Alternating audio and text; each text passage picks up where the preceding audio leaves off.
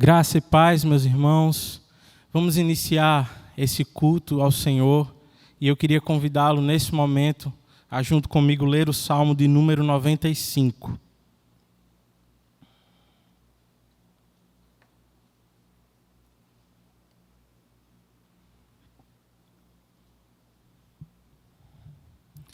Leiamos. Venham, cantemos ao Senhor com alegria. Aclamemos a rocha da nossa salvação. Vamos à presença dele com ações de graças. Vamos aclamá-lo com cânticos de louvor. Pois o Senhor é o grande Deus, o grande Rei acima de todos os deuses. Nas suas mãos estão as profundezas da terra. Os cumes dos montes lhe pertencem. Dele também é o mar, pois ele o fez. As suas mãos formaram a terra seca. Venham, adoremos prostrados e ajoelhemos diante do Senhor, o nosso Criador. Pois Ele é o nosso Deus, e nós somos o povo do seu pastoreio, o rebanho que Ele conduz. Hoje, se vocês ouvirem a sua voz, não endureçam o coração como em Meribá, como aquele dia em Massá no deserto, onde os seus antepassados me tentaram, pondo-me à prova, apesar de terem visto o que eu fiz. Durante 40 anos, fiquei irado contra aquela geração e disse: eles são um povo de coração ingrato, não reconheceram os meus caminhos. Por isso jurei na minha ira, jamais entrarão no meu descanso. Senhor, nós queremos te louvar pela tua grandeza. Queremos te louvar por quem tu és, pela tua majestade, e porque ainda assim tu és o nosso Deus, e nós somos o povo do teu pastoreio. Nós glorificamos o teu santo nome, e te pedimos o teu auxílio, Senhor, nesse momento, para que a nossa adoração seja agradável a ti. Esse é o nosso pedido em nome de Jesus. Amém. Grande é o Senhor e muito digno de louvor. Na cidade do nosso Deus, teu santo monte, a alegria de toda a terra.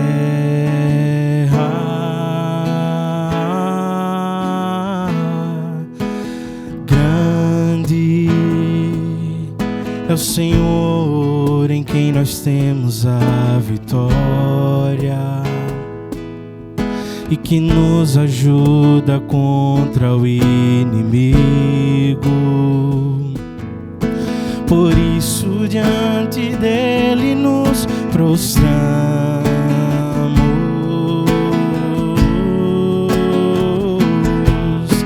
Queremos o teu nome engrandecer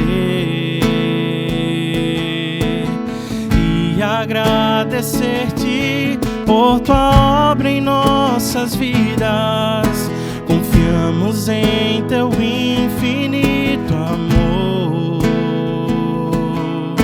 pois só tu és o Deus eterno sobre toda a terra e céus.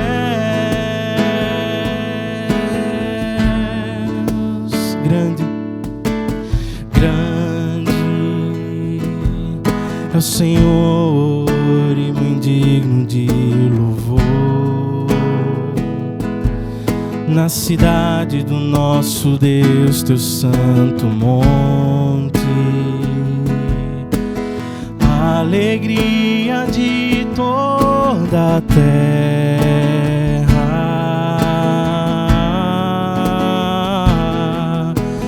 Grande, tão grande é o Senhor em quem nós temos a vitória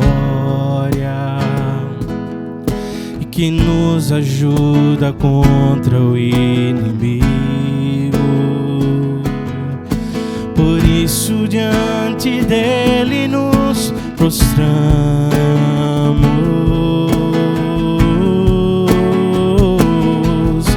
Queremos o teu nome engrandecer agradecer-te por tua obra em nossas vidas. Confiamos em teu infinito amor, pois só tu és o Deus eterno sobre toda a terra e céus. Queremos o teu nome, queremos o teu nome engrandecer e agradecer-te por tua obra em nossas vidas.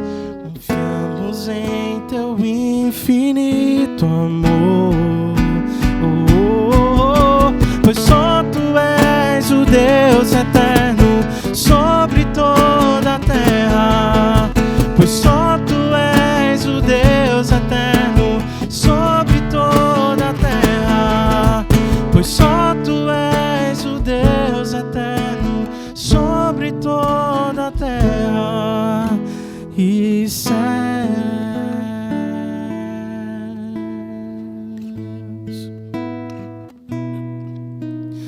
Meu refúgio e fortaleza,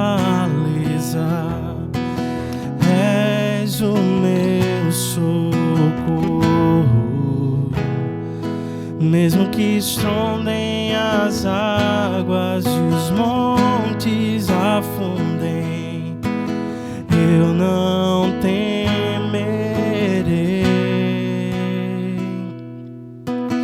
Há um lugar de águas tranquilas, tu nele habitas. Lá não há abalo ou tremor, pois tu governa. Assentado o Rei está no trono de glória. Honra e louvor àquele que reina sobre tudo.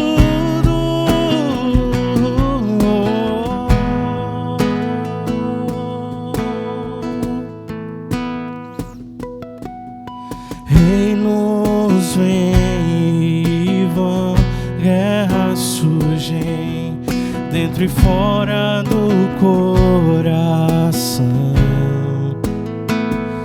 Mas mesmo que estrondem as águas e os montes afundem, eu não temerei.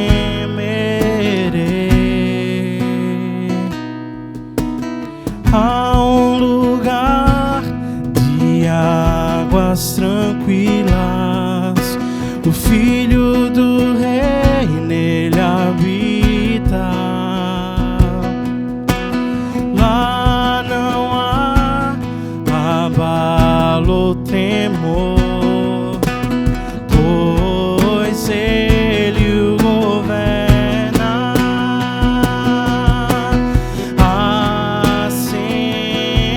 Assentado o Rei está no trono de glória.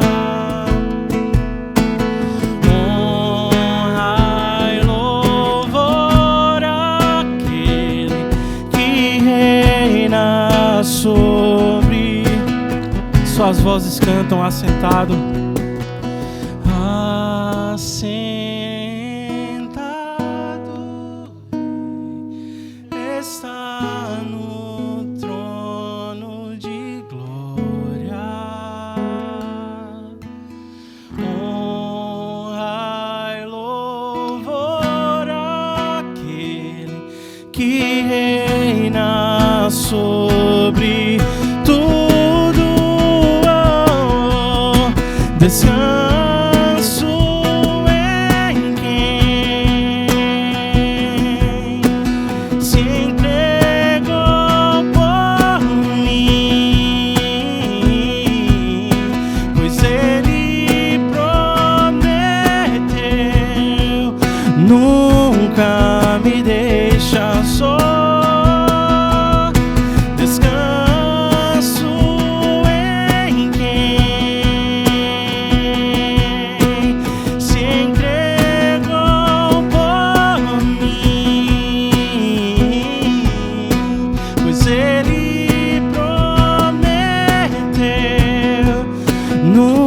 nunca me deixa só.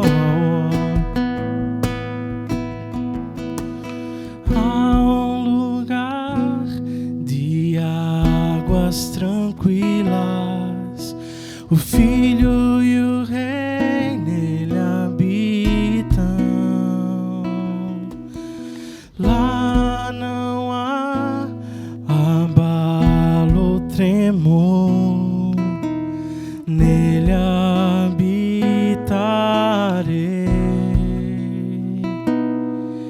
enfim habitarei para sempre.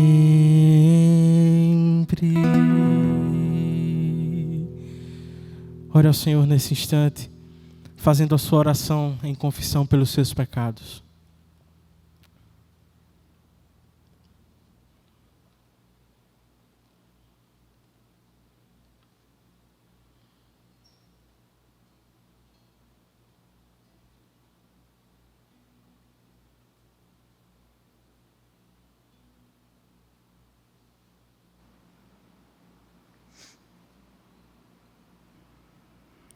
Senhor, entramos na Tua presença, na certeza de que somos e de quem Tu és. Somos pecadores, ó Pai, e o Senhor é santo. A Tua palavra nos diz, ó Senhor, em 1 Pedro, assim como é santo aquele que os chamou, sejam santos vocês também em tudo o que fizerem, pois está escrito, sejam santos porque eu sou santo. Te louvamos, ó Deus, por sabermos disso. Aleluia. Louvado seja o Teu nome, ó Pai. Por isso, Senhor, nesta hora, nós pedimos a Ti ajuda. Que o Senhor nos livre de toda maldade, de todo engano, hipocrisia, inveja e de toda espécie de maledicência, Pai. Que como crianças recém-nascidas venhamos desejar de coração o leite espiritual, para que assim, ó Pai, possamos crescer para a salvação. Meu Senhor, nós estamos rodeados por tão grande nuvem de testemunhas. Nos ajude e nos livre, ó Deus, de tudo que nos atrapalha e do pecado que nos envolve. E venhamos assim, ó Deus, correr com perseverança a corrida que nos é proposta. Que nós, ó Pai, não venhamos desprezar a disciplina do Senhor. Nem tampouco, ó Deus, venhamos nos magoar com a Tua repreensão. Mas entendamos que, se assim for, venhamos nos alegrar na certeza de que o Senhor disciplina quem ama e castiga todo aquele a quem aceita como filhos. Se pecamos, Senhor, por pensamentos que temos cultivado em nosso coração, especialmente nos dias da adversidade, que não são do Teu agrado, tenha misericórdia de nós. Nos ajude, ó Pai, a termos pensamentos que venham refletir a Tua vontade, e que assim, Senhor, possamos rejeitar decisões que nos afastem de Ti. Nos faz lembrar, ó Deus, todos os dias, que o orgulho sempre está presente em nossas vidas e que algumas vezes não temos percebido este terrível pecado. Não permitas, ó Deus, que sejamos como os fariseus, mas que o sentimento do publicano esteja presente em nós. Que venhamos, ó Deus, sempre bater no peito e dizer: Deus, tem misericórdia de mim. Obrigado, Senhor, pela oportunidade de poder estar em Tua presença, como também entrar no lugar santo dos santos e por meio da cruz de Cristo te pedir perdão pelos pecados. Na certeza, ó Senhor, de quem somos e de quem Tu és, tem misericórdia de nós. No nome do Teu Filho Jesus Cristo, é assim que oramos. Amém.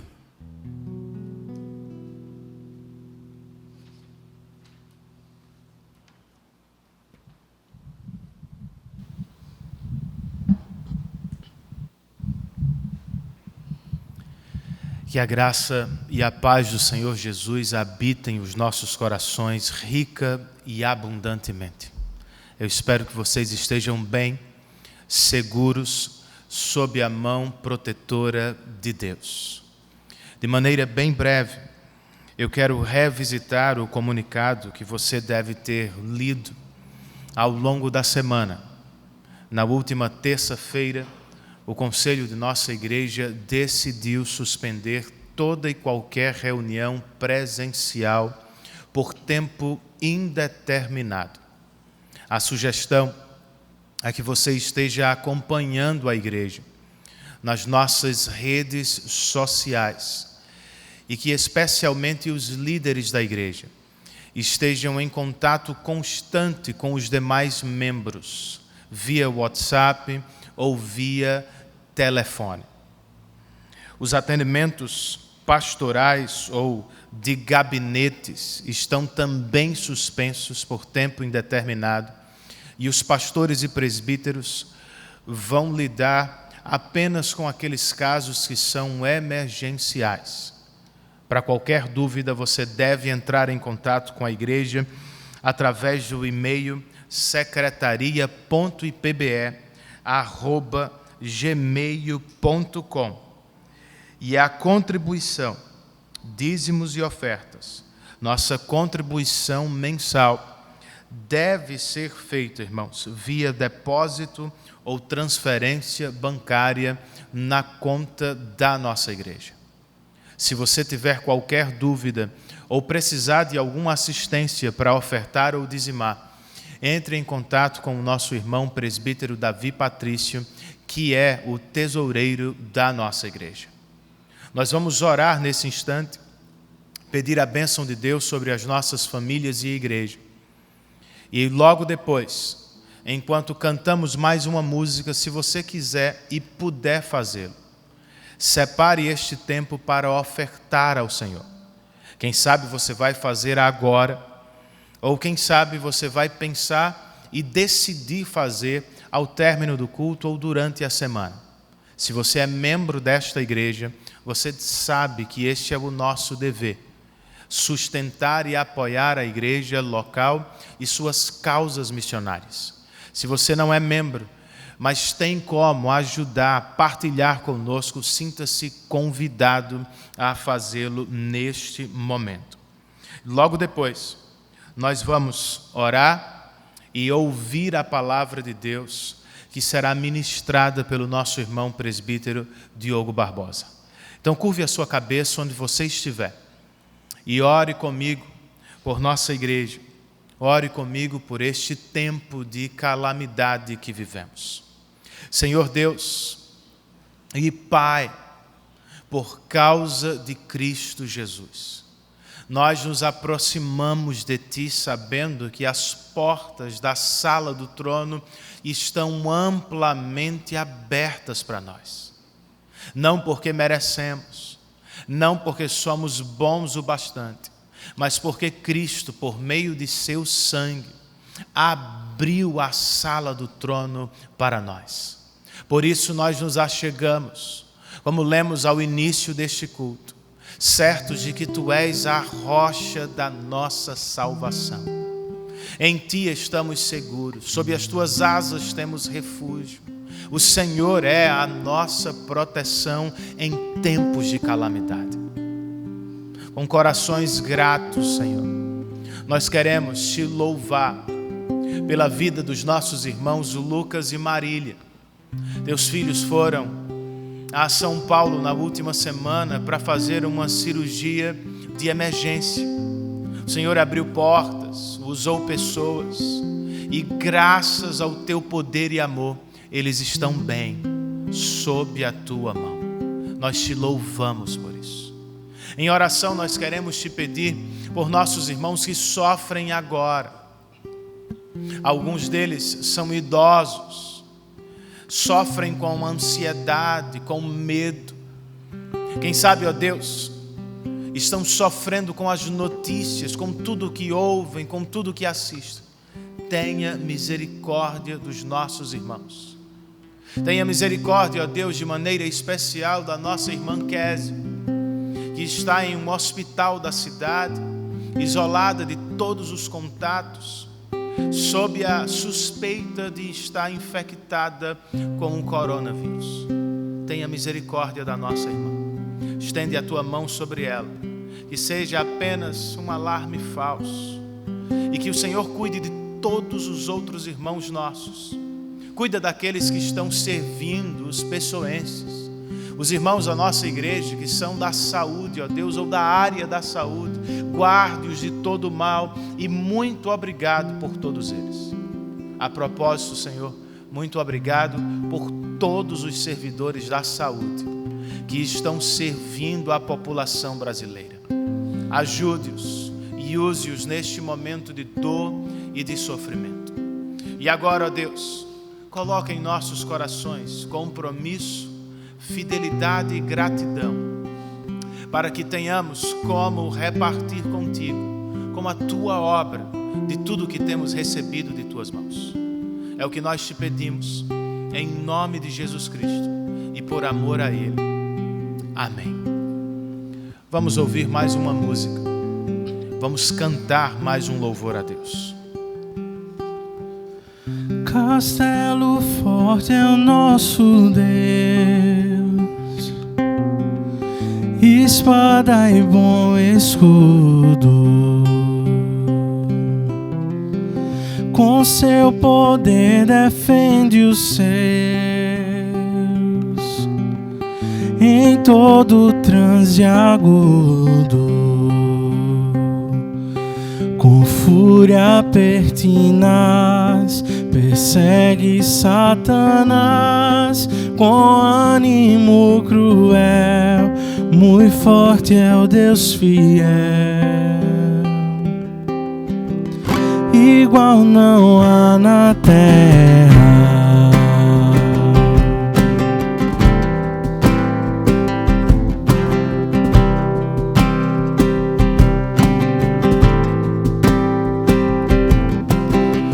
A força do homem nada faz, sozinho está perdido. Mas nosso Deus socorro traz em seu Filho escolhido. Sabeis quem é Jesus, o que venceu na cruz, Senhor dos altos céus e sendo o próprio Deus, triunfa na batalha.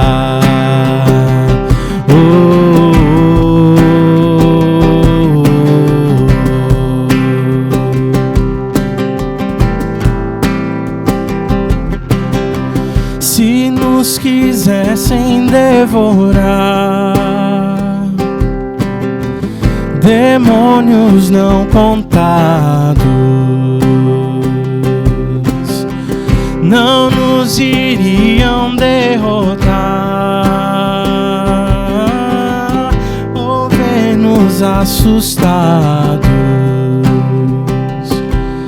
O príncipe do mal, com seu plano infernal, já condenado está, vencido cairá. Por uma só palavra,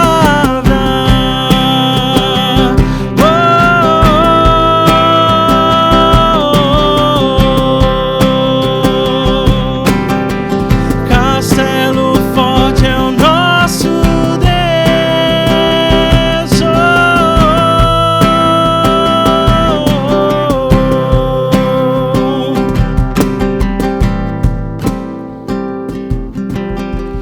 De Deus o verbo ficará, sabemos com certeza,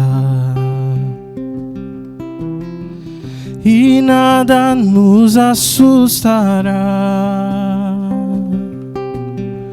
Com Cristo por defesa,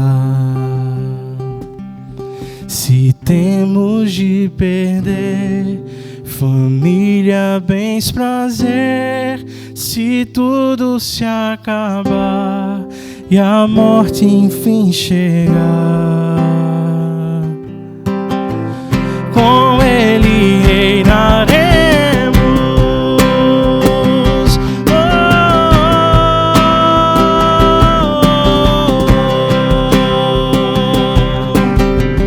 Castelo forte é o nosso Deus.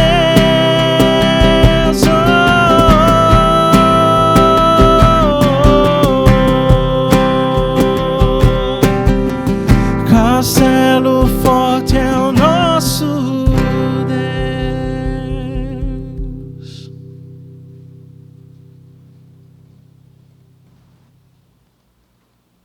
Graça e paz a todos. Essa saudação talvez nunca tenha feito tanto sentido para nós, ou pelo menos para mim aqui no púlpito desta igreja, como hoje. O desejo do nosso coração é que Deus de fato envolva você com a sua graça e conserve a sua mente em paz. Amém. Dando então continuidade à nossa exposição no primeiro livro do profeta Samuel, eu convido você a abrir a sua Bíblia no capítulo 27.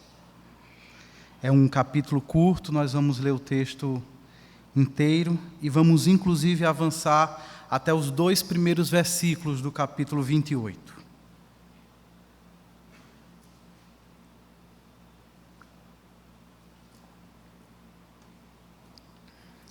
Primeiro livro do profeta Samuel, capítulo 27. Leiamos então. Davi, contudo, pensou: algum dia serei morto por Saul. É melhor fugir para a terra dos filisteus. Então Saul desistirá de procurar-me por todo o Israel e escaparei dele. Assim Davi e os 600 homens que estavam com ele foram até Aquis, filho de Maoque, rei de Gate. Davi e os seus soldados se estabeleceram em Gate, acolhidos por Aquis. Cada homem levou sua família, e Davi suas 2 mulheres, Ainoã de Jezreel e Abigail, que fora mulher de Nabal de Carmelo. Quando contaram a Saul que Davi havia fugido para Gate, ele parou de persegui-lo. Então Davi disse a Aquis: se eu conto com a sua simpatia, dá-me um lugar numa das cidades desta terra onde eu possa viver, porque este teu servo viveria contigo na cidade real. Naquele dia Aquis deu-lhe Ziclag, por isso Ziclag pertence aos reis de Judá até hoje. Davi morou em território filisteu durante 1 ano e 4 meses.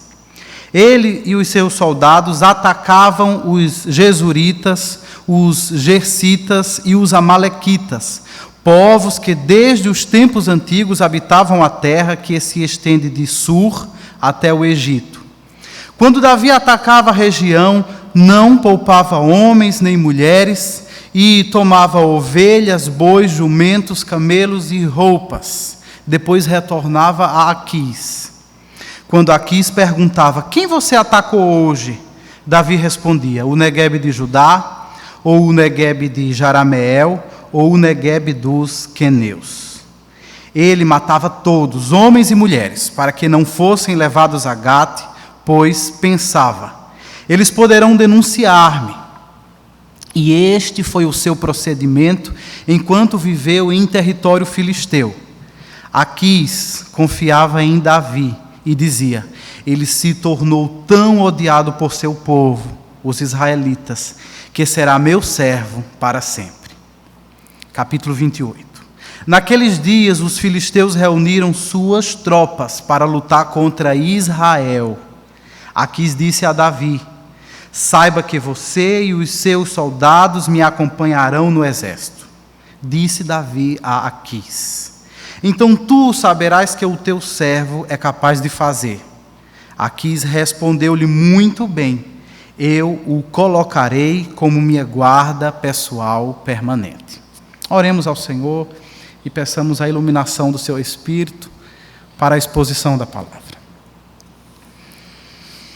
Ó Deus, nesse dia o nosso coração está apertado.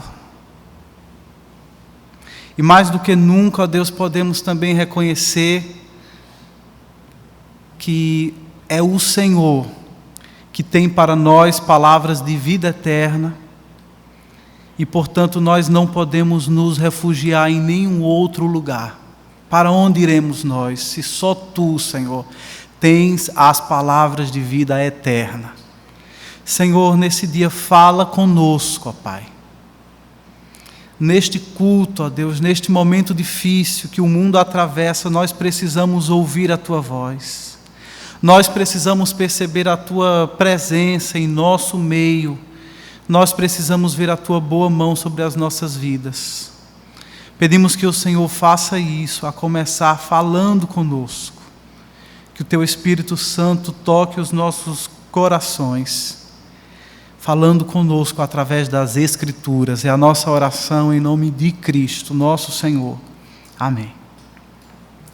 Irmãos, ao longo de muitas semanas, através de várias exposições da palavra, nós temos aqui acompanhado a história de Davi, ou as muitas histórias que compõem a sua biografia.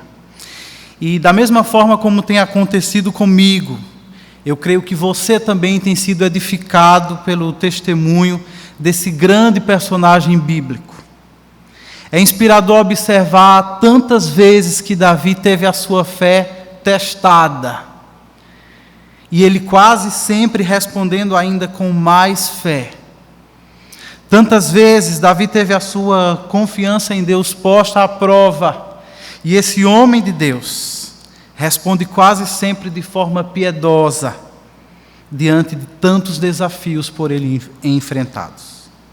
Especialmente, se nós considerarmos aqui os anos em que ele foi perseguido, os anos em que Davi viveu como fugitivo do rei Saul, que procurava matá-lo, você vai poder perceber comigo a bravura desse homem e a qualidade da sua fé.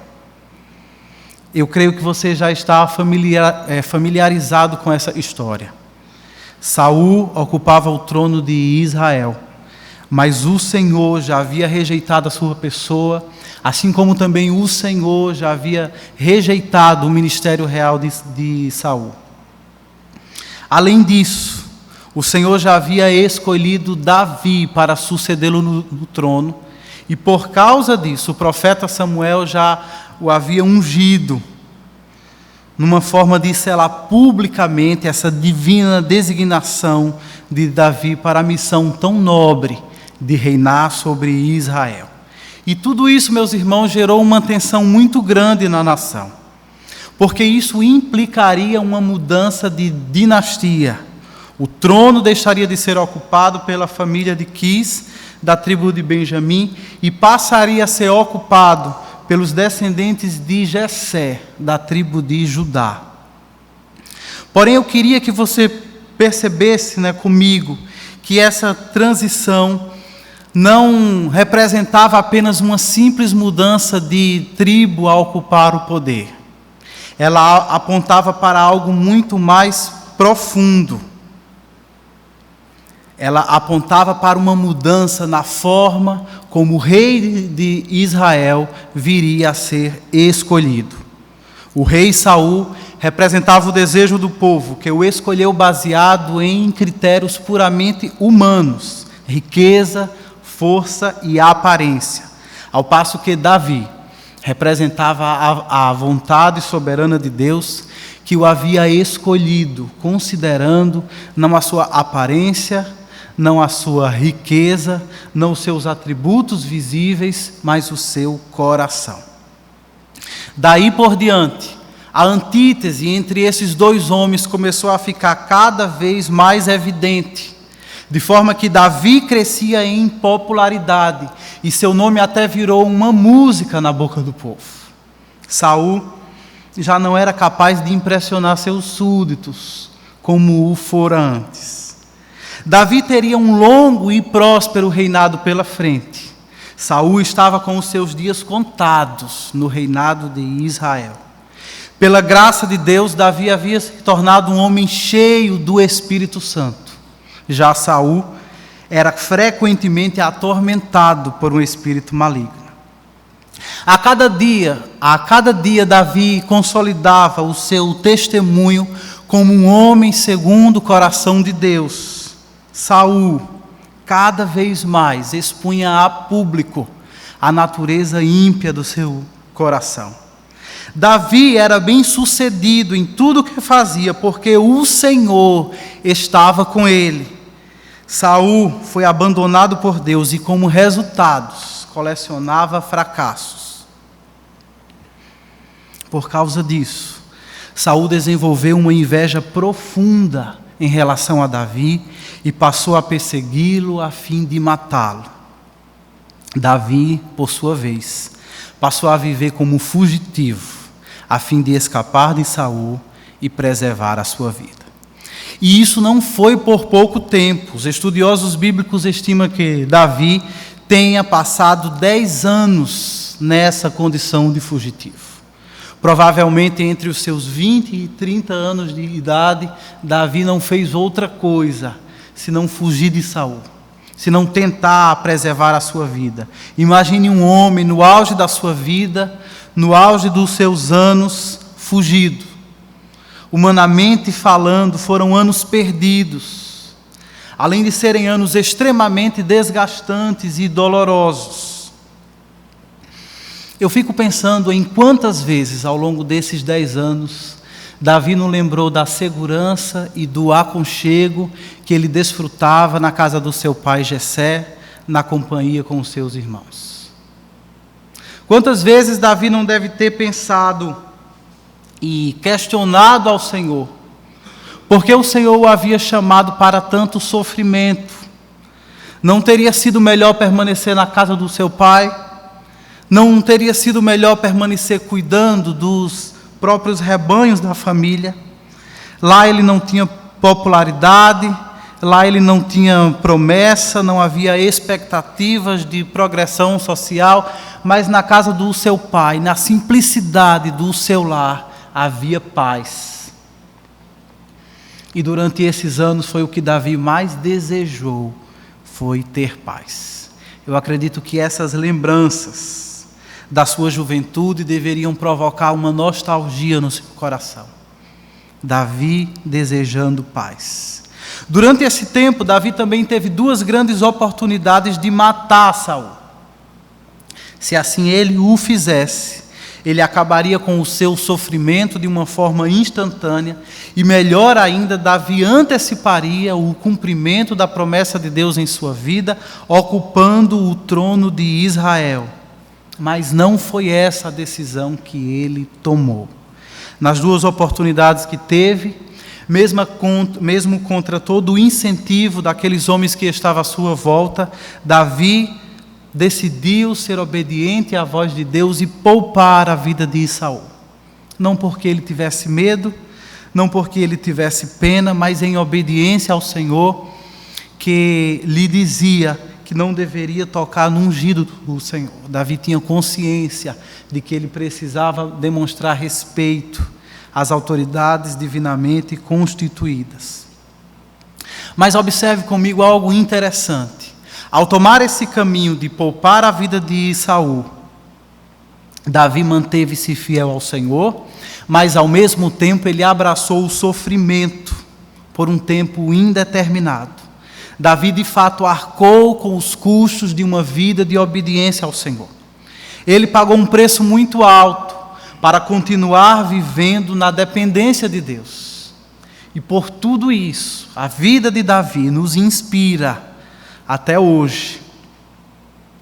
Mas quando nós chegamos no capítulo 27, esse capítulo que nós acabamos de ler, percebemos que, embora Davi seja um homem segundo o coração de Deus, ele ainda é essencialmente um homem. Ele ainda é portador de uma natureza pecaminosa e, portanto, ele é suscetível a deslizes, pecados e fracassos. Nessa porção do primeiro livro de Samuel, encontramos Davi deixando de lado a dependência de Deus e buscando formas questionáveis de aliviar o seu sofrimento. Podemos dizer que no capítulo 27 nós vemos Davi tomando as rédeas da sua própria vida e decidindo resolver as coisas à sua própria maneira, do seu próprio jeito, na força do seu braço e encarando por fim terríveis consequências. Vamos ver como isso aconteceu, a fim de nós aprendermos com os erros desse herói da fé. Antes de tudo, meus irmãos, é importante compreender quais foram os passos que procederam à queda deste homem de Deus. E nesse sentido, o primeiro versículo do capítulo 27, ele é altamente revelador. Talvez ele seja a chave para você entender a derrocada que se segue. Antes de tomar decisões erradas, entendemos a partir do versículo 1 que Davi cultivou pensamentos equivocados em seu coração. Leia mais uma vez comigo o versículo 1. Davi, contudo, pensou: algum dia serei morto por Saul. É melhor fugir para a terra dos filisteus. E então Saul desistirá de procurar-me por todo o Israel e escaparei dele.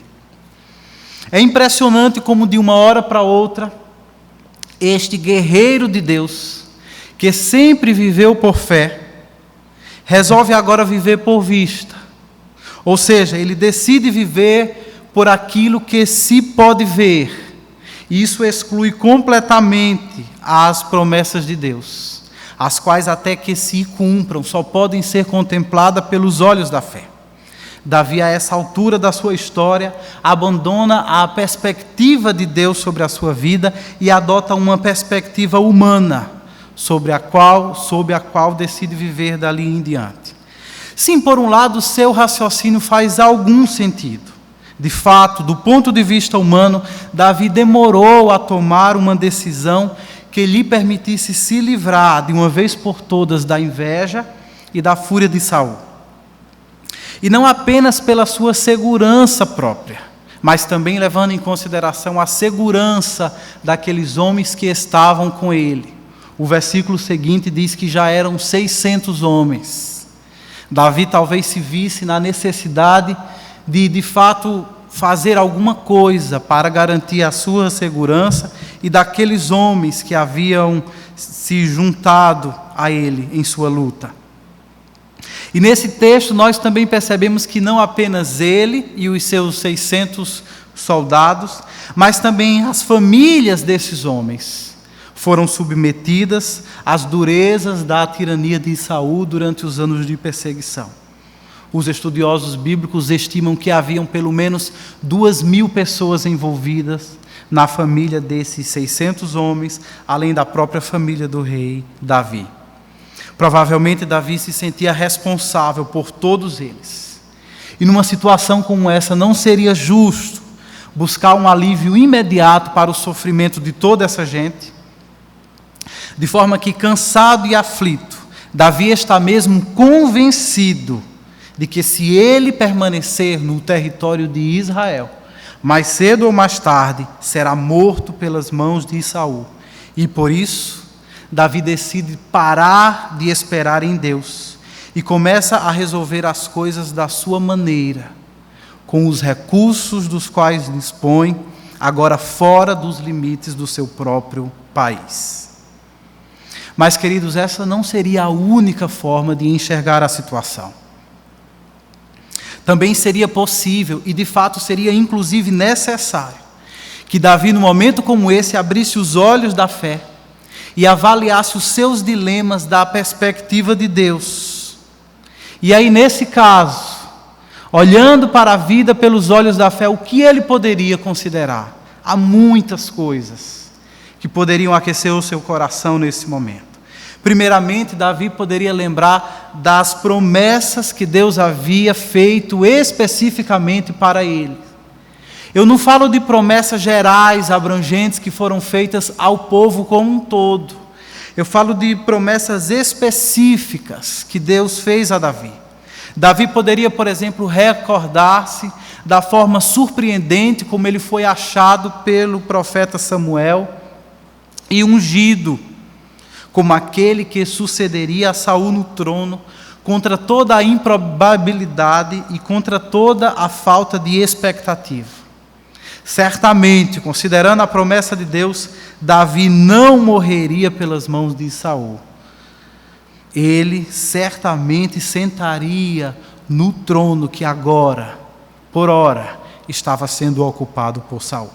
Pois se Deus havia prometido, então de fato Deus cumpriria sua promessa. E essa era uma promessa específica, que precisava ser cumprida em vida. Depois que Davi estivesse morto, não teria como sentar-se no trono. Portanto, Davi realmente deveria ter considerado a promessa de Deus em sua vida. Em segundo lugar, Davi também, a fim de olhar a vida pelos olhos da fé, poderia se lembrar das muitas vezes em que Deus preservou a sua vida de forma milagrosa, seja de animais selvagens, quando ele ainda era jovem, seja do gigante Golias, seja dos exércitos inimigos, ou mesmo da tropa de elite de Saul que o perseguia constantemente. Diante de todas essas coisas, Davi poderia se lembrar que a boa mão do Senhor sempre esteve com ele e que até aquele momento o Senhor lhe havia ajudado. O que seria um grande indicativo que o Senhor continuaria a demonstrar bondade e fidelidade em sua vida, protegendo o seu servo da mão de Saul. Em terceiro lugar, é impressionante observar como de uma hora para outra, Davi tenha se esquecido do seu futuro promissor, quando todas as pessoas que estavam à sua volta lhe lembravam constantemente de que ele seria rei de Israel. Lembre-se, por exemplo, do seu amigo Jonatas, que reafirmou essa verdade várias vezes. Lembre-se de Abigail, quando ainda estava com Nabal, ao encontrar-se com Davi, ela afirmou o futuro reinado de Davi. Lembre-se dos seus próprios companheiros de fuga, e até mesmo o próprio Saul reconheceu que Deus havia dado este trono a Davi. E reconheceu isso não como quem sabe um segredo, mas como quem fala de algo que é de amplo conhecimento da sociedade israelense. Ou seja, todo mundo sabe que Davi é protegido por Deus. Todo mundo sabe que Davi será rei. Só Davi, que a essa altura da sua história, esquece-se disso. E assim, partindo de uma perspectiva sentimentalista, pessimista e racionalista, Davi decide buscar abrigo e segurança na Filistia. O que é que nós podemos aprender com a experiência de Davi nesse período da sua história? Eu creio, irmãos, que Deus, o autor das Escrituras, quer nos ensinar que nós precisamos ter muito cuidado com os pensamentos que cultivamos em nosso coração, especialmente nos dias das adversidades. Porque aquilo que nós dizemos ao nosso coração será determinante nas decisões que tomaremos posteriormente. Você já percebeu que você é sempre o conselheiro mais próximo de si mesmo? Você está sempre aconselhando a si mesmo. Você está sempre aconselhando o seu coração. Então preste mais atenção na forma como você o tem aconselhado. Cuidado com aquilo que você fala para ele. Ele é bem vulnerável, nosso coração é bem suscetível ao erro, ao engano. No texto que nós lemos, vemos que Davi aconselhou seu coração com pensamentos incrédulos. E como consequência disso, não é de se admirar que logo depois ele tenha tomado decisões igualmente incrédulas. Começou por acreditar em premissas tolas, e como resultado adotou para si uma cosmovisão tola de incredulidade. Eu acho interessante, irmãos, na prática do aconselhamento bíblico, quase sempre, o maior desafio do conselheiro bíblico é ajudar aquela pessoa que o procura numa situação de crise a se livrar de muitas crenças, de muitos pensamentos errôneos, que ao longo de muitos anos foram sendo cristalizados no coração daquela pessoa que está obtendo aconselhamento. O desafio do conselheiro bíblico muitas vezes é ajudá-lo a se livrar de tudo isso e começar a adotar uma perspectiva mais bíblica da vida. Em outras ocasiões, Davi foi muito mais feliz em pregar para o seu coração em dias difíceis. Pense, por exemplo, no Salmo 103, quando o salmista conversa com a sua alma e diz: bendiga o Senhor a minha alma, bendiga o Senhor todo o meu ser. Bendiga o Senhor a minha alma e não se esqueça de nenhuma das suas bênçãos. O Salmo 42 também nos ensina a aconselhar o nosso coração nos dias de angústia. O salmista clama: por que está assim tão triste a minha alma? Por que está assim tão perturbada dentro de mim? Ponha a sua esperança em Deus, pois ainda o louvarei. Ele é o meu Salvador e o meu Deus.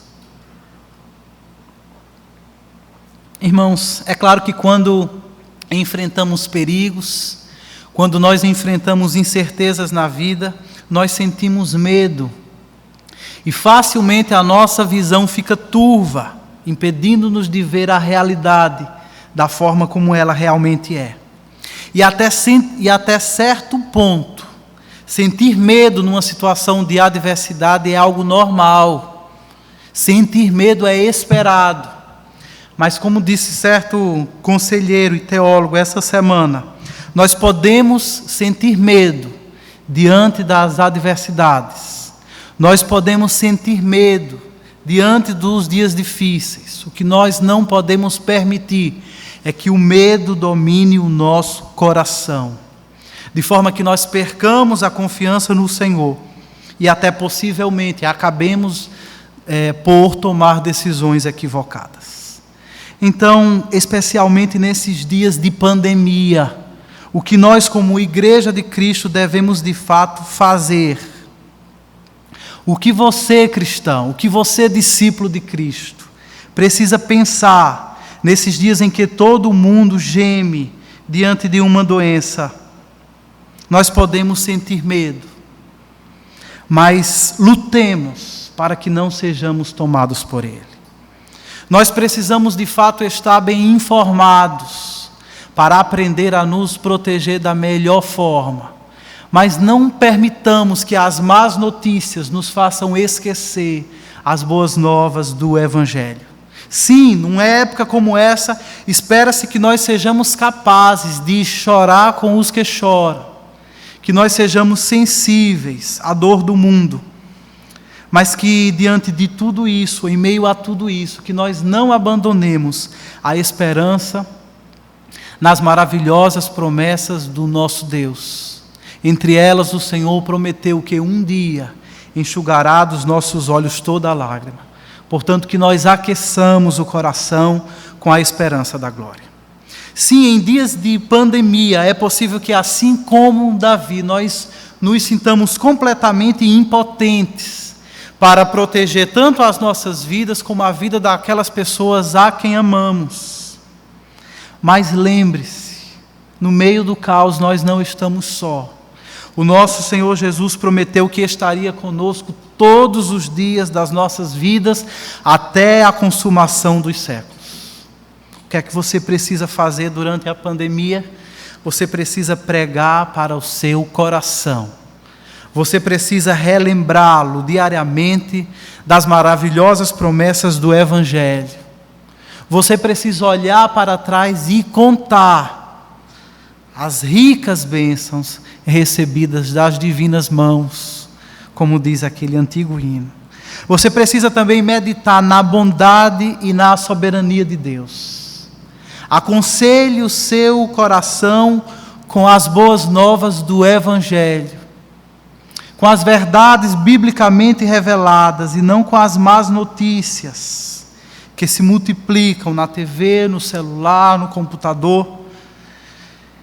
E assim olhe mais para Deus do que para as tempestades. Olhe para Cristo, Ele está conosco no barco. E assim que nós não sejamos dominados pelo medo. Olhemos mais para aquilo que Deus já fez em nossa vida. E assim nós vamos ser encorajados a olhar para o futuro com esperança. Porque aquilo que nós sabemos, ou melhor, aquilo que nós não sabemos, acerca da vontade de Deus quanto ao futuro, não deve obscurecer o conhecimento de Deus que temos e a confiança que nós desenvolvemos nele por tudo que Ele é e por tudo que Ele tem feito nas nossas vidas até aqui. Pelo contrário, aquilo que Deus é, aquilo que Deus fez em nossa vida é que deve nos erguer diante das tempestades e nos fazer olhar para o futuro com fé e com esperança em Deus. Que aquietemos o nosso coração em Deus somente. Na sequência do texto, nós lemos acerca da decisão que Davi tomou após desenvolver em seu coração pensamentos incrédulos. Leia comigo outra vez, versículos 2, 3 e 4. Assim Davi e os 600 homens que estavam com ele foram até Aquis, filho de Maoque, rei de Gate. Davi e seus soldados se estabeleceram em Gate, acolhidos por Aquis. Cada homem levou sua família e Davi suas 2 mulheres, Ainoã de Jezreel e Abigail, que fora mulher de Nabal de Carmelo. Quando contaram a Saul que Davi havia fugido para Gate, ele parou de perseguir. Então, meus irmãos, ao que tudo indica, pelo menos superficialmente, o plano de Davi deu certo. Ele foi bem sucedido.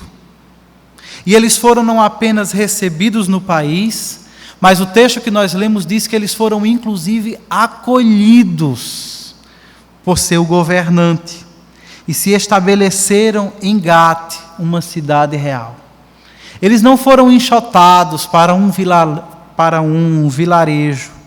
Eles foram acolhidos, eles foram bem estabelecidos, bem instalados numa cidade real. Eu gosto de pensar que muito provavelmente, ao entrar na Filístia, melhor dizendo, Davi e os seus companheiros tiveram a possibilidade de dormir em paz pela primeira vez depois de muitos anos, inclusive agora na companhia das suas mulheres e dos seus filhos. Pense nisso, segurança e aconchego familiar. Tudo aquilo deveria, num primeiro momento, parecer melhor do que um hotel 5 estrelas. Quanto a Saul, ele de fato desistiu de perseguir Davi assim que soube que este tinha fugido para Gate. E as surpresas não param por aí. Posteriormente, atendendo a um pedido de Davi, Aquis deu uma cidade inteira para que Davi e o seu povo se estabelecesse nela. Era a cidade de Ziclag, que depois passou a ser propriedade permanente dos reis de Judá.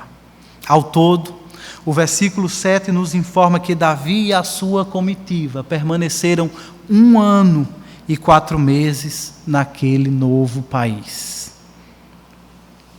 Problemas resolvidos. Será mesmo?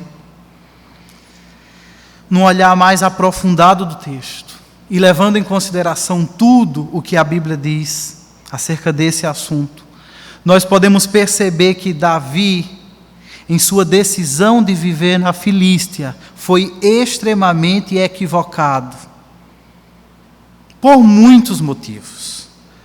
Um deles é que Davi, como parte do povo de Deus, como membro da família da aliança, não poderia deixar Israel a terra prometida. Se você lembra bem, o Senhor havia chamado Abraão da Caldeia para uma terra que o Senhor mostraria para ele. E com ele e com a sua descendência, o Senhor estabeleceria uma aliança. Séculos depois, quando os descendentes de Abraão foram escravizados no Egito, o Senhor libertou poderosamente esse povo e os conduziu para Canaã, a terra da promessa. E assim Canaã foi designada por Deus não apenas como a terra onde o seu povo habitaria, mas a terra onde o próprio Deus habitaria no meio do seu povo. Aquela era uma terra abençoada. Ali eles contavam com a bênção de Deus. O povo de Deus naquela época não tinha liberdade para escolher onde gostaria de viver em meio às nações. Eles tinham o dever de tomar posse da terra prometida e habitá-la, pois era lá onde o verdadeiro Deus era cultuado, era lá onde moravam os profetas de Deus que entregavam a palavra de Deus. Era lá onde funcionava o ofício sacerdotal e onde poderia ser oferecidos sacrifícios ao Senhor.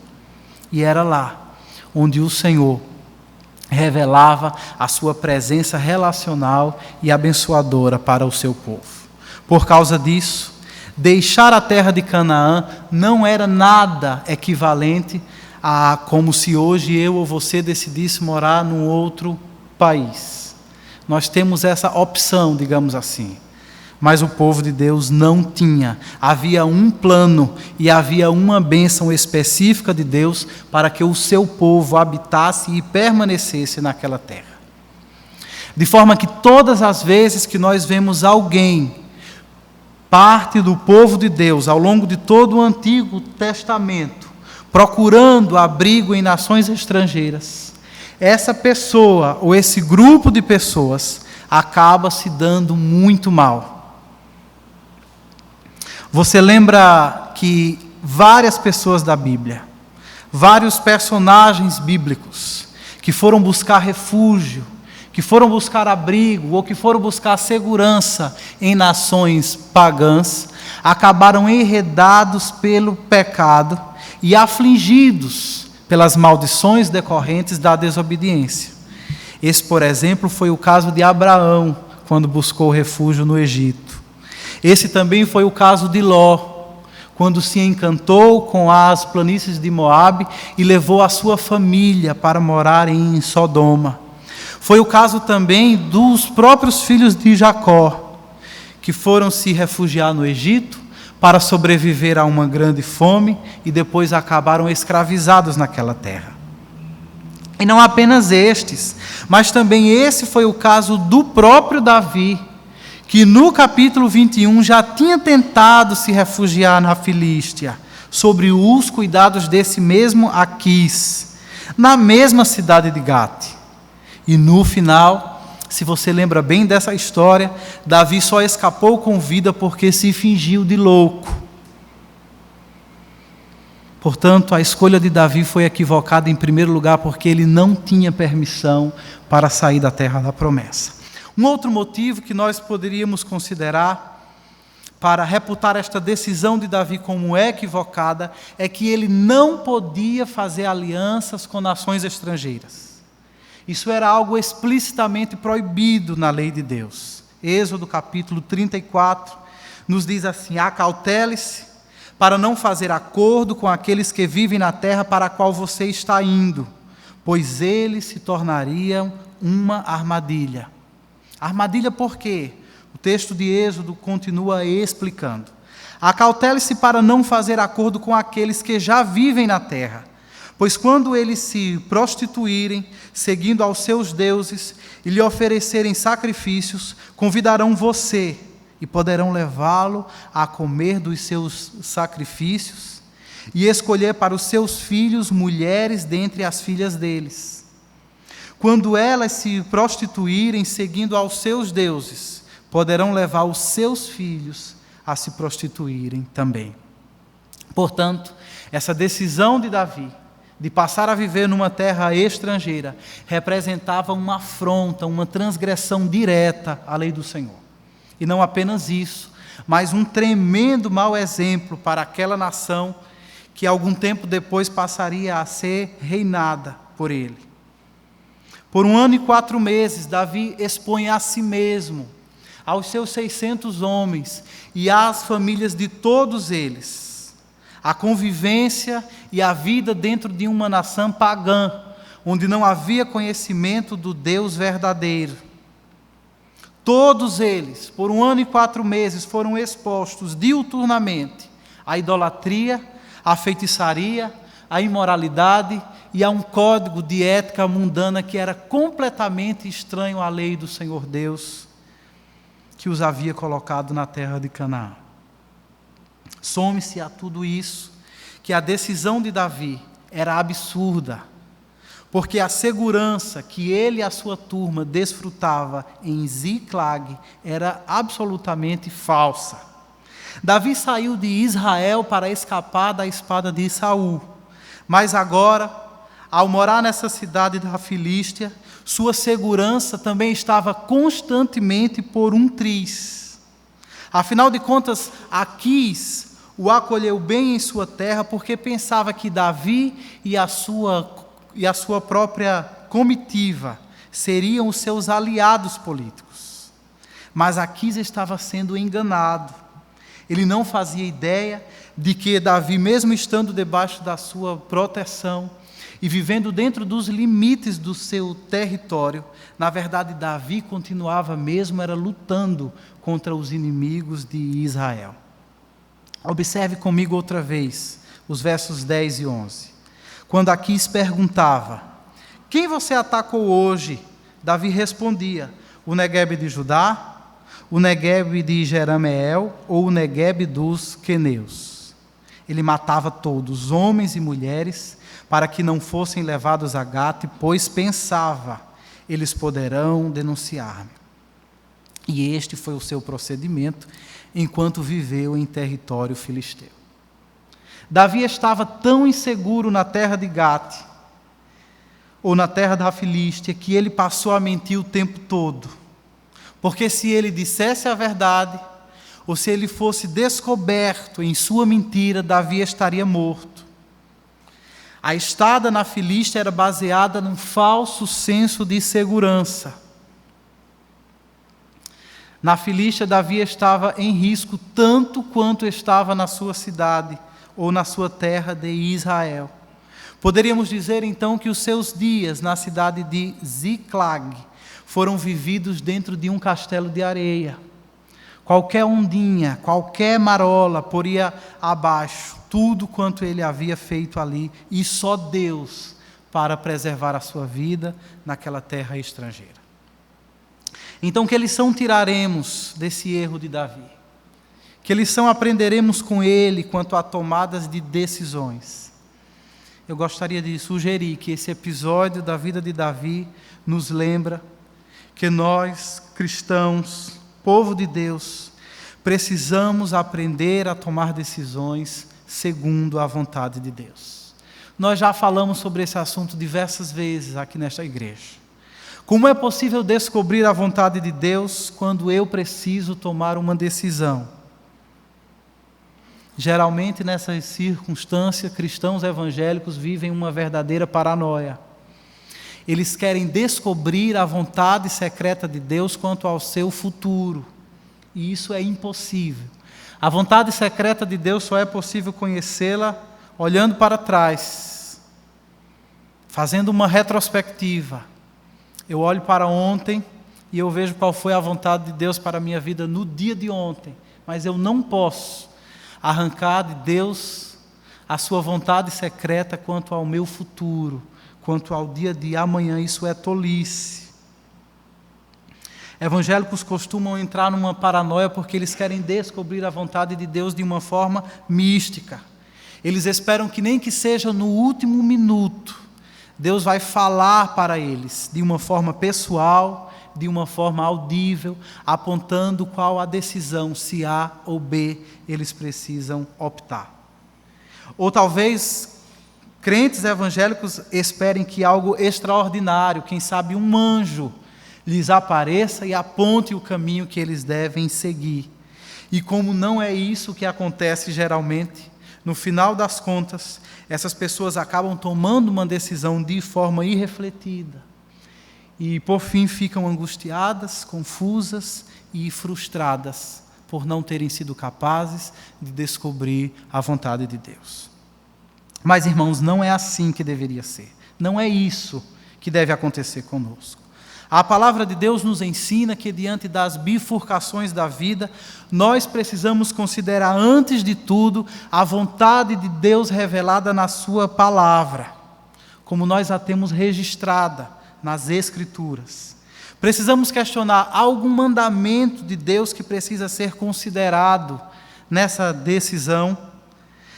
Será que alguma alternativa que se apresenta diante de mim é contrária à palavra de Deus? Será que alguma das opções infringe a lei de Deus? Porque, se for este o caso, a questão está resolvida. Nós precisamos optar por aquilo que honra a palavra de Deus e ponto final, ainda que esta decisão implique abraçar o sofrimento.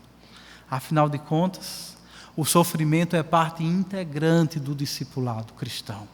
Nós não temos como evitá-lo o tempo todo. Mas, meus irmãos, às vezes, diante de uma tomada de decisão, nós vasculhamos a Bíblia e parece que nós não encontramos nenhum mandamento específico. Principalmente quando nós estamos diante de uma decisão cujas alternativas não são em si mesmo pecaminosas. Como escolher entre elas? Numa situação como essa, já que não há mandamentos específicos a serem obedecidos, nós precisamos considerar os princípios bíblicos, os princípios divinos, de uma forma mais ampla. Podemos então questionar qual dessas alternativas glorificariam mais a Deus, ainda que nenhuma delas seja necessariamente pecaminosa. Poderíamos perguntar também qual dessas alternativas será mais benéfica para todos os envolvidos e não apenas para mim mesmo. Além disso, a Bíblia nos ensina que, diante dos impasses da vida, nós podemos recorrer ao Senhor em oração. Nós podemos nos achegar ao trono da graça, a fim de alcançarmos misericórdia em tempos de necessidade. Podemos então orar, pedindo para que Deus nos dê sensibilidade para ouvir a sua voz falando conosco através das Escrituras. E podemos orar também pedindo a Deus sabedoria para aplicarmos as Escrituras às situações concretas da vida. Em último lugar, falando sobre decisões, a Bíblia nos ensina a importância de nós usarmos a nossa razão, de nós usarmos a nossa mente, principalmente quando nós temos a mente renovada pela palavra de Deus. Irmãos, a capacidade de raciocinar é um dom de Deus, e ela não é contrária ao exercício da fé. Afinal de contas, a nossa fé não é irracional. Nós podemos e nós devemos usar a nossa mente para a glória de Deus. O que nós, cristãos, rejeitamos é uma perspectiva racionalista da vida, que trata a razão como uma autoridade suprema. Não, nós usamos a razão, mas de forma submissa à palavra de Deus, porque é Deus que tem autoridade sobre nós e nunca o contrário. Pelo que nós vimos nesse texto, a decisão de Davi desconsiderou todas essas diretrizes. Ele não obedeceu ao mandamento divino. Pelo menos ao que diz o texto, ele não buscou ao Senhor em oração diante desse impasse. E por fim, ele também foi extremamente insensato. A sua decisão não lhe garantia segurança alguma. E por isso, nesse episódio, Davi se torna um exemplo de como não se deve viver, de como não se deve tomar decisões.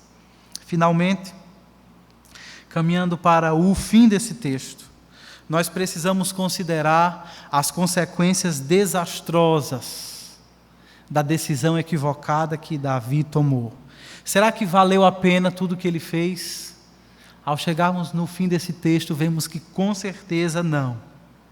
Já vimos uma dessas consequências desastrosas. É que para viver na Filístia, Davi comprometeu a sua identidade como servo de Deus. E além do mais, ele sacrificou o seu caráter. Veja que ao longo desse texto que nós lemos, nós vemos várias vezes Davi se colocando debaixo da autoridade e debaixo da proteção de Aquis. E quem era esse homem? Senão um grande inimigo de Israel e, por extensão, um grande inimigo do próprio Deus, de quem Davi era servo. O mais estranho ainda é que Davi se declara servo de Aquis. Essa era uma designação que anteriormente ele só havia utilizado diante do seu Deus ou diante da autoridade do seu rei Saul. Mas agora Davi chega diante de Aquis e se coloca várias vezes como o seu servo. Além disso, para preservar a sua vida, Davi sacrificou o seu caráter. Davi pôs em xeque o seu testemunho, tornando-se um mentiroso de tempo integral e fazendo da hipocrisia um meio de vida. Por fim, leia comigo outra vez os versículos 1 e 2 do capítulo 28. E veja a consequência desastrosa da decisão equivocada de Davi. Naqueles dias, os filisteus reuniram suas tropas para lutar contra Israel. Aquis disse a Davi: saiba que você e os seus soldados me acompanharão no exército. Disse Davi a Aquis: então tu saberás o que o teu servo é capaz de fazer. Ao que Aquis lhe respondeu: muito bem, eu o colocarei como minha guarda pessoal permanente. Por fim, observamos nesse texto que ao início, Davi estava querendo encurtar ou escapar do seu sofrimento. Mas ao final desse texto, vemos Davi numa grande cilada. Ele está supostamente a serviço do rei Aquis. Mas agora, nesta ocasião, Aquis decide entrar em batalha contra Israel. Afinal, eles eram inimigos históricos. E Davi deveria ter levado isso em consideração quando decidiu ir para aquela terra. O que é que Davi fará então numa situação como essa? Será que ele ajudará Aquis e guerreará contra os israelitas? Imagine que situação difícil Davi se colocou através da sua escolha equivocada. Logo, Davi, que nunca quis sequer encostar em Saul, apesar de toda a sua maldade, se vê agora diante de uma situação em que ele terá que matar o povo que Deus escolheu e o povo que Deus designou como sua propriedade particular entre todos os povos da terra. Por outro lado, se Davi se recusar a defender Aquis e ajudá-lo na batalha contra os israelitas, como ele escapará com vida desse país? Não apenas ele, mas como ele tirará a salvo seus companheiros, mulheres e filhos de dentro daquela terra, depois que ele tiver revelado a sua verdadeira lealdade. E pensando bem, meus irmãos, mesmo que Davi conseguisse sair com vida daquele lugar, isso também não resolveria nada. Porque se antes ele tinha apenas Saul a persegui-lo em Israel, agora ele terá também Aquis a persegui-lo na Filístia. Então ele tinha um inimigo no início dessa história, agora, na melhor das hipóteses, se escapasse com vida, ele teria 2 poderosos inimigos no seu encalço. Em último lugar, meus irmãos, analisando todas essas terríveis consequências da decisão equivocada de Davi, nós precisamos reconhecer que talvez, ou provavelmente, a pior delas foi viver 1 ano e 4 meses na ausência de Deus.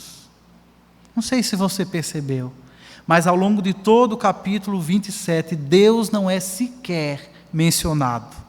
Deus não é invocado, Deus não é adorado, não se fala em oração, não se fala em buscar a resposta do Senhor através dos seus santos profetas, não se fala de oferecer sacrifícios em adoração ao Senhor por todos os seus benefícios, e não é à toa que os estudiosos bíblicos destaquem que não há inclusive nenhum salmo davídico atribuído a este período de 16 meses na Filístia.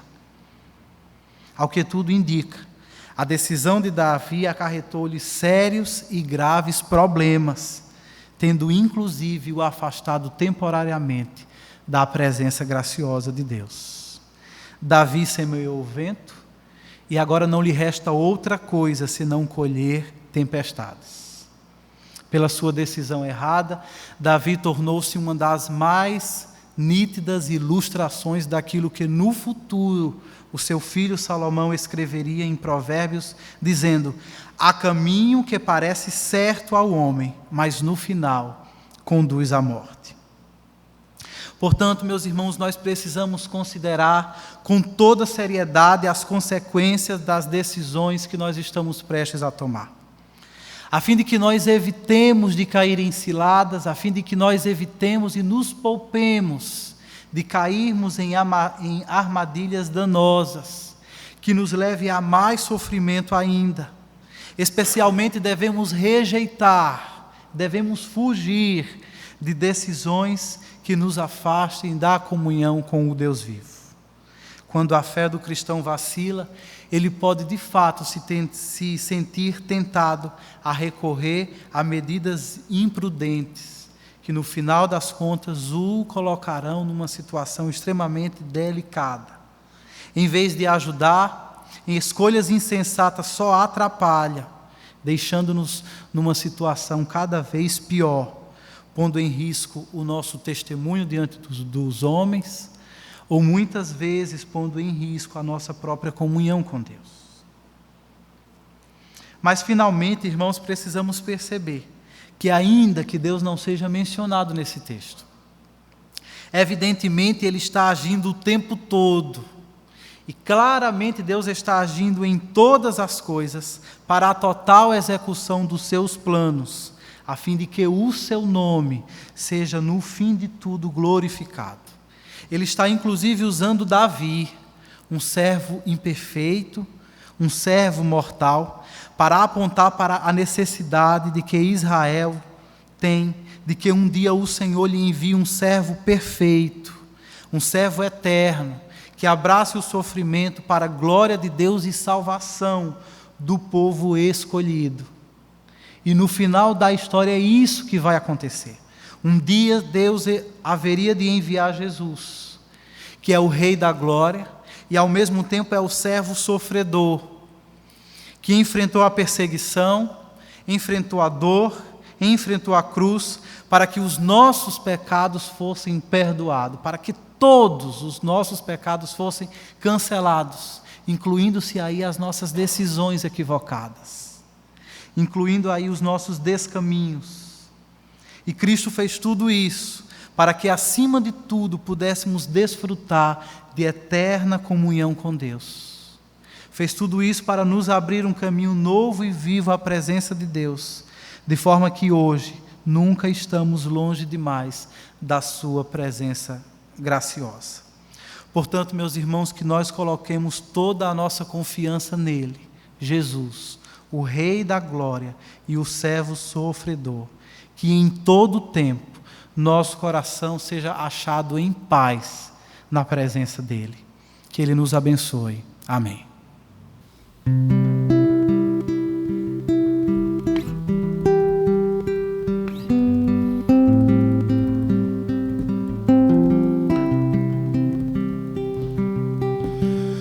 Castelo forte é o nosso Deus, espada e bom escudo, com seu poder defende os seus em todo transe agudo, com fúria pertinaz persegue Satanás, com ânimo cruel, muito forte é o Deus fiel, igual não há na terra.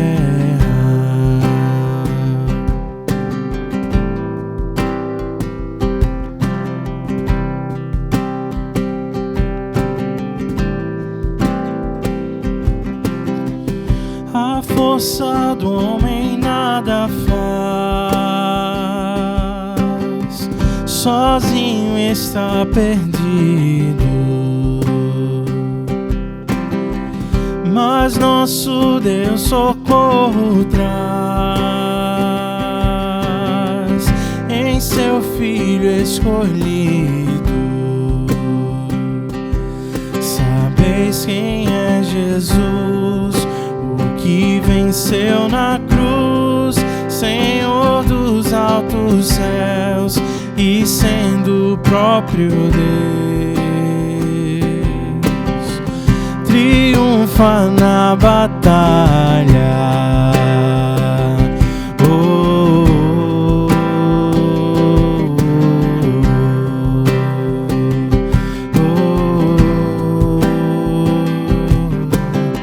Se nos quisessem devorar,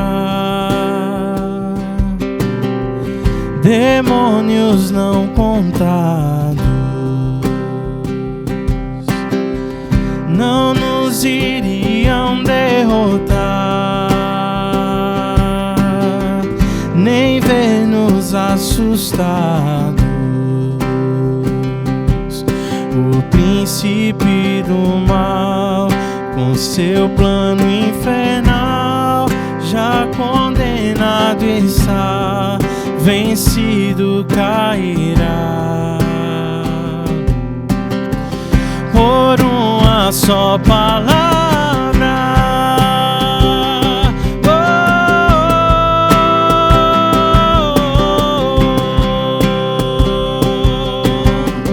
Castelo forte é o nosso Deus.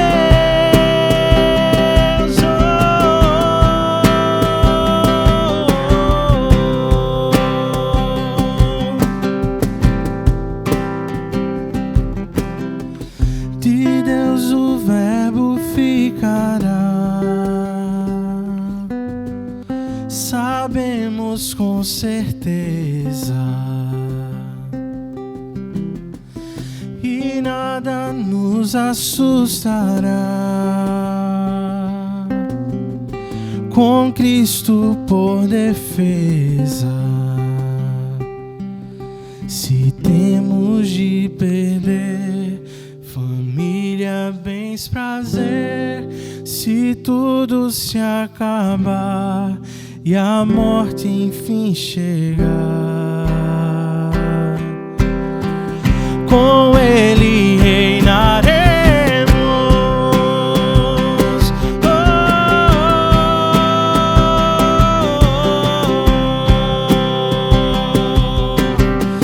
Castelo forte é o nosso Deus.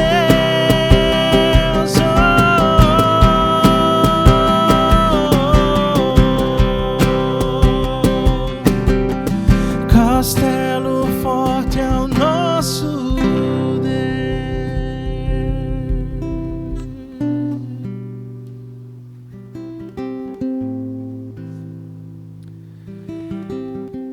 Senhor, que diremos, pois, diante de todas estas coisas? Se Tu és por nós, quem será contra nós? Guarda-nos sob as Tuas asas, ó Deus poderoso. Guarda o nosso coração diante do medo e do desespero.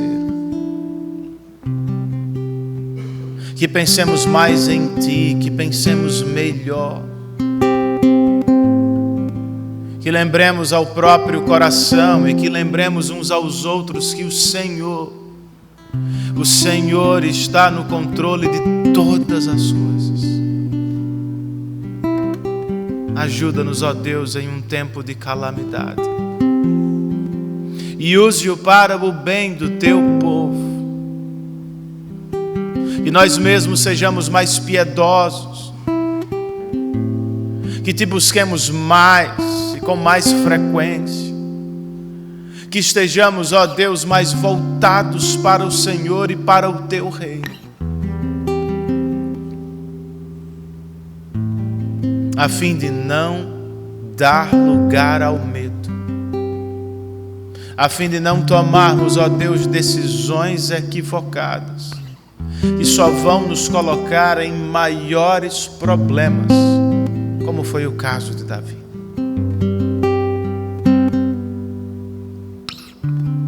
E que mundo afora, ó Deus, a tua boa mão esteja sobre todo o teu povo, nossos irmãos em Cristo. É o que nós te pedimos em nome de Jesus Cristo, nosso Salvador. Amém. Antes, queridos, de rogar a bênção do Senhor sobre todos nós, eu queria sugerir que aí mesmo na sua casa, você tome um tempo para esticar os efeitos deste culto. Enquanto ouvia a ministração da palavra, eu tomava nota sobre o que meditar. E eu acho que você faria bem também se separasse um tempo para meditar e conversar com a sua casa. Converse com o seu cônjuge, com os seus filhos, sobre os pensamentos que temos. Temos pensado em Deus nos últimos dias? O que domina os nossos pensamentos? O que sai das nossas bocas? Vamos fazer um esforço para pensar mais e melhor no Deus a quem adoramos. Converse também um pouco sobre as decisões que você tem tomado, ou sobre aquelas que precisa tomar. Você tem tomado decisões à luz da palavra de Deus? Ou será que você está esperando por algo que Deus nunca vai fazer? Deixe-se guiar pela palavra de Deus. Como você ouviu nesta mensagem, pense bem, use a razão para a glória de Deus. Escute os que podem lhe aconselhar e seja guiado pelos conselhos do Senhor. E converse também sobre as consequências das decisões passadas equivocadas. Diga a seu filho, meu irmão, converse com seu filho, minha irmã, sobre decisões erradas que você já tomou. Abra o coração e diga-lhes, não é o melhor caminho. E termine pensando no Evangelho, pois mesmo para aqueles que tomam decisões erradas, Cristo continua sendo a nossa salvação. Faça mais do que conversar em família. Estamos no dia do Senhor. Tome o tempo para ligar para 2 irmãos da igreja e reparta com eles um pouco do que você acabou de ouvir nesta ministração. Talvez estejam precisando. Ore com eles pelo telefone mesmo e ministre uma palavra de encorajamento a partir do que você ouviu. E esteja conosco na próxima quarta-feira, às 19h30, no nosso habitual culto de oração e doutrina. Outra vez não estaremos presencialmente reunidos, mas virtualmente nos encontraremos e adoraremos ao Senhor juntos. Recebamos a bênção do Senhor. Que o amor de Deus, nosso bendito Pai Celestial, que a maravilhosa graça de Jesus Cristo, nosso Senhor e Salvador, que o consolo, a proteção, o cuidado e o poder do Santo Espírito de Deus estejam sobre todos nós, bem como sobre todos os nossos irmãos espalhados pela face da terra, desde agora e para todos sempre. Todos nós dizemos amém. Que Deus os abençoe em Cristo Jesus e até quarta.